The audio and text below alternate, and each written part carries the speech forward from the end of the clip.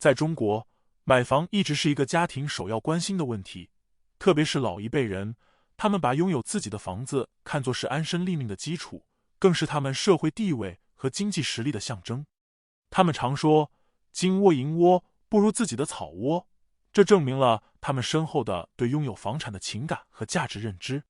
然而，随着经济的快速发展和城市化的快速推进，购房这件事变得越来越困难，房价也随之攀升，给许多家庭带来了巨大的经济压力。买房难、买房贵成为社会普遍关注的问题。在一线城市，房价高昂，让许多工薪阶层望而却步，即使是中产阶级也倍感压力。年轻人为了拥有自己的房子，不得不面对长时间的积蓄、贷款和还贷的艰辛过程。对于刚刚步入社会的年轻人来说，高昂的房价更是让他们感到迷茫和无力。但是，在这片充满机遇与挑战的土地上，并非所有地方的房价都让人望而生畏。当我们将视野扩展到全国，会发现一些城市的房价相对较低，甚至可以用亲民来形容。这些城市虽然可能没有一线城市的繁华和便利，但它们有着自己独特的魅力和生活成本上的优势。今天将带你走进中国房价最便宜的9座城市，看看有你想去住的吗？第9位，鹤壁市。鹤壁市位于中国河南省北部，是河南省下辖的地级市之一。鹤壁市地处太行山东麓、黄河故道的南岸，拥有丰富的自然景观和人文历史资源。这里不仅有着美丽的自然风光，还有悠久的历史文化。2022年末，鹤壁的常住人口已达157.24万人，乘坐高铁前往郑州只需30分钟，前往北京则只需要2.5小时。鹤壁市这座位于河南省北部的小城，因其令人难以置信的低房价而意外走红。想象一下，用在大城市买一个停车位的钱，在这里你可以买到一整套房子，甚至是好几套。这听起来就像是小说里的情节，但却是鹤壁市的真实写照。据报道，有人在这里以极低的价格购买了多套房产，甚至出现了10万元买8套房的现象。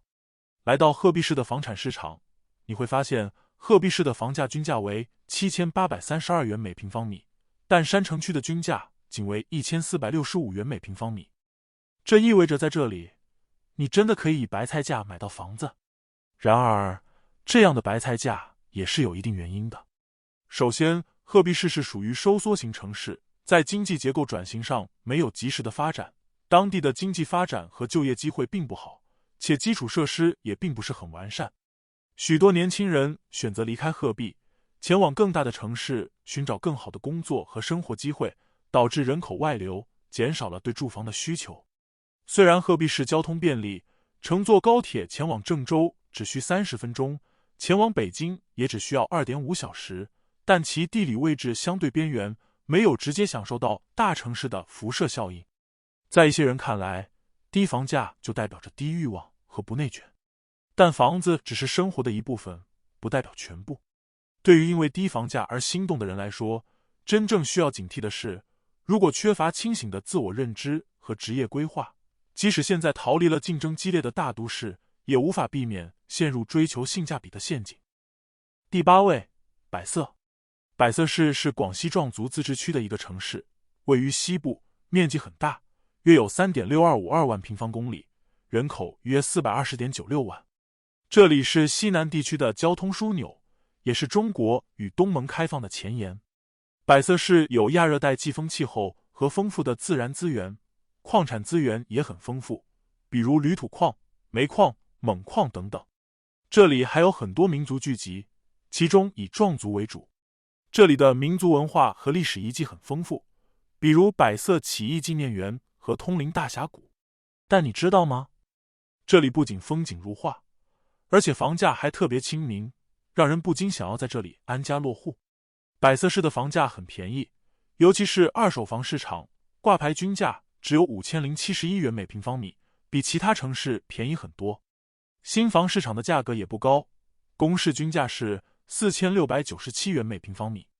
这样的房价让百色市成为了一个买房成本很低的城市，也被网友称为南方房价最低的城市，很多人都想在这里买房。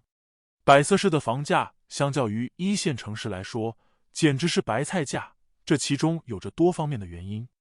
首先就是百色市的经济发展滞后，经济发展水平低，居民收入也不高，买房能力有限，所以房价涨不上去。百色市的房产市场供应充足，但是人口分布比较分散，总人口数量相对较少。这种人口分布可能导致买房需求不足，影响房价上涨。另外，外来人口少，也可能让买房需求进一步减少。政府对房地产市场的调控政策也可能对百色市的房价产生影响。在房住不炒的政策下，各地政府都在努力稳定房价。虽然百色市的房价比其他城市便宜，但与沿海经济发达地区相比，其地理位置相对较偏，多在郊区和新开发区，基础设施也不是很完善。第7位，石嘴山。石嘴山是在宁夏自治区的北部，因为地理位置独特和自然景观丰富而有名气。这个城市以一块像嘴一样的石头命名，位于贺兰山脉和黄河交汇处。这里被誉为国家森林城市，有壮观的自然景观，如贺兰山、星海湖和沙湖，还有宁夏最大的道教庙宇玉皇阁，表现出丰富的文化内涵。此外，北武当生态旅游区等生态旅游资源也吸引了很多游客。但因为石嘴山市的房地产市场需求不足，导致房价长期处于较低水平。2022年12月，二手房价格均价为3986元每平方米，环比上月上涨 2.17%， 同比去年上涨 11.93%。全年房价走势显示，房价在3600元至4000元每平方米之间波动。石嘴山市的房地产市场已经饱和，增长空间有限，房价总体水平较低。石嘴山是一座典型的资源型小城，这里曾经拥有较为丰富的煤炭，而打造出了一条资源产业链，全市的经济对它的依赖非常之大。当石嘴山发展可以时，本地房产市场也如火如荼，大部分居民都购买了2套以上的房子。可随着煤炭的枯竭，石嘴山的发展一下子陷入了停滞，经济不景气造成人口外流，很多人抛售房产迁去外地，瞬间让这里的房地产变得一地鸡毛，价格压得再低也都成了烫手山芋。第6位，铁岭。铁岭市在辽宁省北部，东临吉林省，西接内蒙古，南与沈阳市、抚顺市相邻，北与吉林省四平市相连。总面积约 1.3 万平方公里，人口约300万。铁岭以其丰富的自然资源和深厚的历史文化底蕴而闻名。这里有辽河、清河等美丽的自然风光，还有煤炭、铁矿等丰富的矿产资源。铁岭市也是一个历史悠久的城市，有铁岭博物馆、银冈书院等历史遗迹和文化遗址。铁岭不仅有丰富的自然资源和深厚的历史文化底蕴，还是一个房价较低的宝藏城市。据统计，2024年6月，铁岭市的房价约为每平方米4000元，相较于其他城市，这一价格显得较为亲民。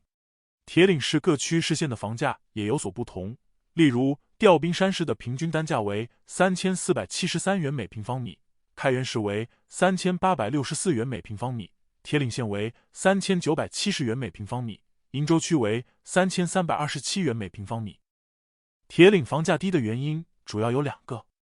首先是铁岭的经济发展水平受资源枯竭、地理位置等因素影响，滞后于其他城市，整体经济发展水平和人均收入水平较低，影响了房地产市场的需求和房价。较低的经济收入水平导致购房者的购买力有限，继而影响房价。其次是人口流动过多，在重工业发展的年代，铁岭作为东北老工业基地的一部分，重工业包括冶金矿业基本都是国企在经营。在那个年头，国企又有给职工分房和建房的福利，吸引了大量人口迁入，为工业发展提供了丰富的劳动力资源。然而，随着时间的推移和经济结构的转型，铁岭市的人口增长情况也发生了一定的变化。经济结构的单一、生活水平较低以及与其他城市相比的劣势等原因，使得一些年轻人和劳动力向更大的城市迁徙。根据第7次全国人口普查的结果，2020年铁岭市的总人口为2388294人，比2010年减少了约329438人，年平均增长率为-1.28%。铁岭市人口的外流显而易见，从而降低了本市房地产市场的需求。然而，房价低也带来了一些好处。在铁岭，有网友讨论房价时提到，低房价使得生活压力相对较小，可以有更多的资金用于其他生活开支或投资。例如，一些网友在讨论时表示，铁岭的房价相对较低，这对于首次购房者来说是一个很大的吸引力。他们认为，较低的房价可以让他们有更多的选择，甚至可以购买更大一些的房子，享受更宽敞的生活空间。另外，一些网友也提到，低房价可能会吸引更多的外来人口和投资者，带动当地经济的发展。例如，有网友认为，铁岭的低房价和优美的自然环境可能会吸引一些退休人士和寻求低成本生活的人来这里定居。第5位，张掖。张掖市是甘肃省的城，它在河西走廊的中间，东边是武威市、金昌市，西边是嘉峪关市、酒泉市，南边和青海省相连，北边和内蒙古接壤。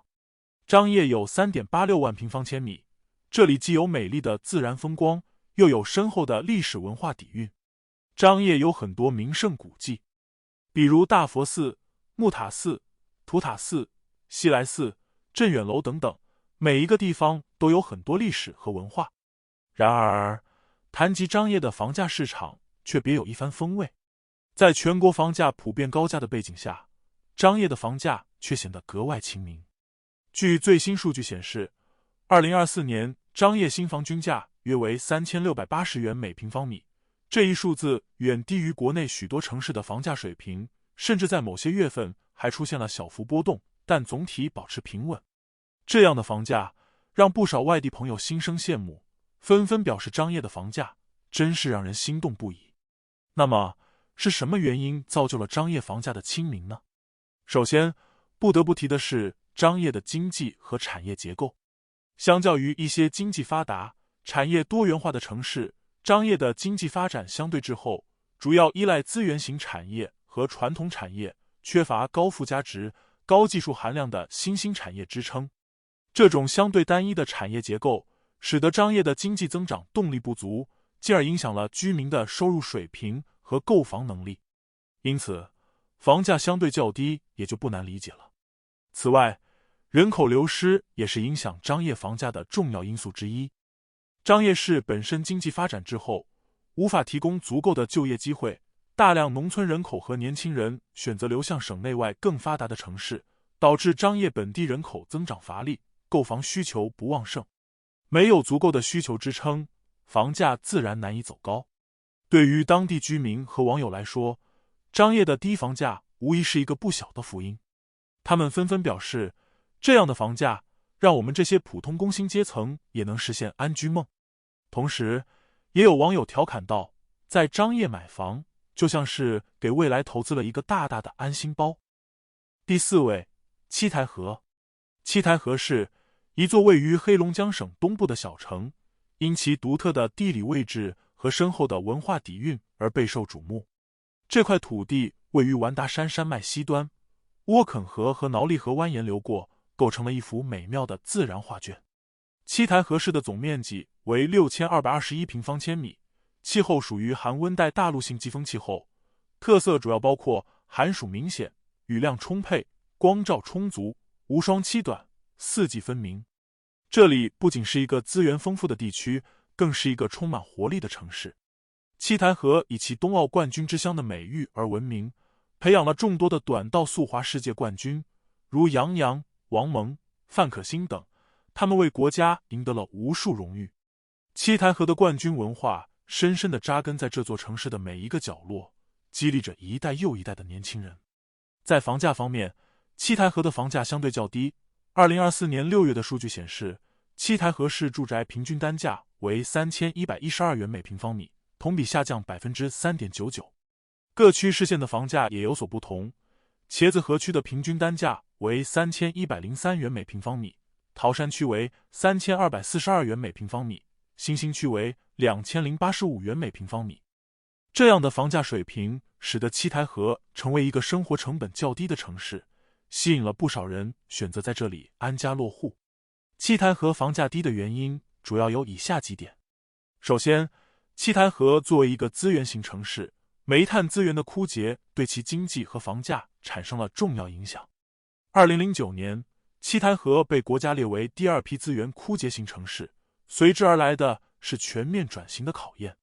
作为资源枯竭型城市，尽管也在积极发展新兴产业，但是它整体的经济发展水平相对较低，产业结构单一，导致市场购房需求不足，房价上涨动力不足。其次，七台河地处偏远，气候寒冷，冬天户外基本停止了工作，加上没有其他产业做强有力的支撑，煤炭开采乏力的时候，人口就会自然流向其他地方，特别是南方城市。而且七台河的人口相对较少，近年来人口流出现象较为明显。根据第7次人口普查数据，七台河市常住人口为689611人，与2010年相比减少了 25.08%。 人口的减少直接影响了房地产市场的需求，进而影响了房价。最后，由于近些年改造房、拆迁房的原因，七台河的房地产市场存在供大于求的情况。如一家原小区有上百套类似房子，几乎每家都有2-3套房子，有些甚至有5-6套。供大于求的现象使得房价难以上涨。不过就近期看来，七台河房价还是属于较稳定的状态。许多居民认为，低房价使得生活成本相对较低，居民的生活质量得以保障。一些网友表示，在这里买套房子压力不大，生活轻松许多。不过对于资源枯竭的问题，一些居民也表示担忧。煤炭资源枯竭后，我们的经济和房价都受到了影响，希望政府能多引进一些新兴产业，增加就业机会。第3位，张家口市下花园区。张家口市下花园区这个位于河北省的小城，因其白菜价的房价而引发了广泛的关注和热议。日前，张家口下花园总价仅有5位数的房源引发网友关注，不超10万元就能买到一套2居室，而且坐高铁到北京仅需41分钟。有网友惊呼，不用去鹤岗了，直接去下花园吧。但是这里真的有这样的低价吗？根据报道，这里的房价确实低得令人难以置信。例如，某找房平台显示，下花园区有多套新挂牌房源，价格低于10万元，其中最低一套60平方米的2室1厅，挂牌价仅6万元，这相当于每平方米的单价仅为1000元，甚至更低。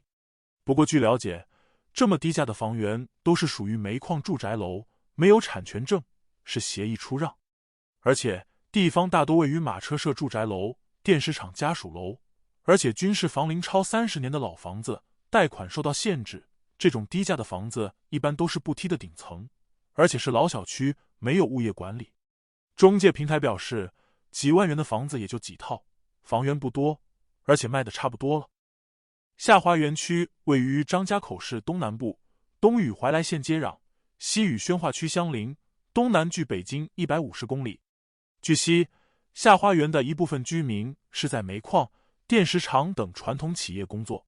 在企业停产之后，近几年区域发展放缓，居住人口也在减少。虽然它是属于离北京最近的市辖区，但是并没有受到大城市辐射的福利。不过，目前对下花园区进行投资买房的人，也有的说房子的质量很好，但由于选错了地方，价格再便宜也无人问津。可见，低价房不仅要考虑价格，还需要考虑地区和生活设备等方面吧。第2位，双鸭山。双鸭山的房价低到惊人，70平的毛坯房仅需2万元就能买到。这一点在网上引起了热烈讨论，甚至有人将其与鹤岗进行对比。尽管有些夸张，但也说明了双鸭山的房价确实非常亲民。双鸭山位于黑龙江省东北部，地处完达山脉北麓，三江平原腹地，东面是乌苏里江与俄罗斯接壤。它地势西南高，东北低，平均海拔147.66米。双鸭山是黑龙江省的重要煤炭、电力、钢铁和和粮食生产基地，拥有丰富的自然资源和悠久的历史文化。双鸭山的房价仿佛还停留在上一个时代，新房均价仅为3959元每平方米，而大部分二手房的价格更是低得惊人。有报道称，64平方米的住房总价仅售 1.5 万元，折合成单价不过234元每平方米，这简直就是白菜价。这样的现象吸引了众多外地购房者的目光，也引发了网友们的热议和讨论。双鸭山房价低廉的原因有很多。首先，双鸭山市的房地产市场供应过剩。过去一段时间里，房地产开发商大量建设新楼盘，导致市场供应过剩。而随着经济形势的变化，购房者的购买力和购房意愿下降，进一步加剧了房价的下跌。再者，双鸭山的整体收入水平不高，缺乏更多更好的发展机会，难以支撑房价的上涨。对于这样的房价现象，当地居民和网友们的看法不一。有的网友表示，双鸭山的房价低得令人难以置信，是实现万元买房梦的理想之地。而有的居民则感慨，虽然房价低，但城市的经济发展滞后，就业机会有限，让人既喜又忧。尽管如此，双鸭山的房价低现象已经成为了一个独特的标签，吸引着越来越多人的关注和讨论。想象一下，在双鸭山，你可以用不到万元的价格拥有一套属于自己的小窝，虽然它可能不在繁华的市中心，但那份属于自己的安全感和归属感却是无法用金钱衡量的。在这里，房子不仅仅是一个居住的空间，更是一种心灵的寄托和生活的希望。或许，这就是双鸭山房价低背后所蕴含的某种深意吧。第一位，鹤岗。鹤岗市如今已经成为年轻人向往的网红城市，曾因房价跌回白菜价多次上了热搜。这里的房价一度跌破1000元，甚至出现了万元房的现象。鹤岗，这座位于黑龙江省东北部的城市，以其丰富的煤炭资源和独特的地理位置而闻名。北隔黑龙江与俄罗斯相望，东南临松花江与佳木斯接壤，西凭小兴安岭与伊春为邻，处在两江一岭围成的金三角区域。鹤岗不仅是一个重要的能源工业城市，还拥有丰富的旅游资源，如大界江、大森林、大冰雪、大湿地等，原生态保存良好。这里的气候属于温带大陆性季风气候，冬季寒冷漫长，夏季温热多雨。走进鹤岗的楼市，你会发现这里仿佛是一片未被炒热的净土。据最新数据显示，鹤岗的新房均价维持在3100元每平方米左右，而二手房均价更是低至1840元每平方米，这样的价格让人难以置信，仿佛穿越回了10几年前。更有报道称，有房源总价仅几万元，每平米价格低至几百元。鹤岗的房价因极低的价格引发了广泛关注，许多外地人甚至不远千里来到这里购房。尽管如此，鹤岗的房价依然保持在较低水平。根据最新的数据，鹤岗二手房交易均价在2000元每平方米左右，总价在10万元以下的房源在当地比较普遍。那么，鹤岗的房价为什么会出现万元房的现象呢？背后有着多重原因。首先，鹤岗是一个典型的资源型城市，长期以来依赖煤炭等资源产业。然而，随着全国煤炭需求的波动和环保政策的收紧，煤炭行业逐渐衰落，导致鹤岗的经济受到严重冲击，居民收入水平下降，购房需求自然也随之减少。其次，鹤岗的人口老龄化趋势明显，年轻劳动力外流严重，进一步减少了购房需求。再者，鹤岗在过去一段时间内曾有过房地产开发热潮，导致住房供应量过剩，供大于求的局面使得房价难以提升。然而，鹤岗低价最主要的，也是最直接的原因，就是棚改政策导致的住房供需不平衡。鹤岗从2008年开始启动了大规模的棚户区改造项目，大量新建的保障房进入市场，增加了市场供应。据统计，鹤岗市列入棚户区改造区域有26片，占地面积达到1226.14公顷。自2013年至2018年6年间，鹤岗大力推进保障性住房建设，共计建设了11万套住房。在棚改期间，鹤岗市根据全市拆迁市场现状，结合梅城陈县区安置办法，制定了鹤岗市棚户区拆迁补偿安置办法。被拆迁人可以选择产权调换、货币补偿、租赁安置等3种安置方式，但是鹤岗基本上都选择了产权调换的方式，这就导致鹤岗人这里拆迁可以分到2套到3套，甚至更多的房子。而人口的外流则让这座城市显得更加空旷和冷清。当我们站在鹤岗的街头，看着那些空置的楼房和寂寥的街道，或许能更深刻地感受到这座小城所面临的挑战和困境。尽管如此，但鹤岗依然有着其独特的魅力。这里的自然风光优美，空气质量优良。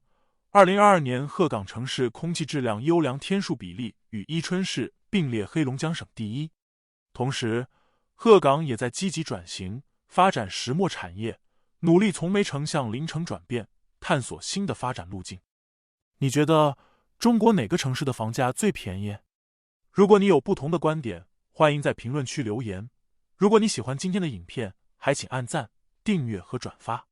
本期内容到此为止，我们下期再见。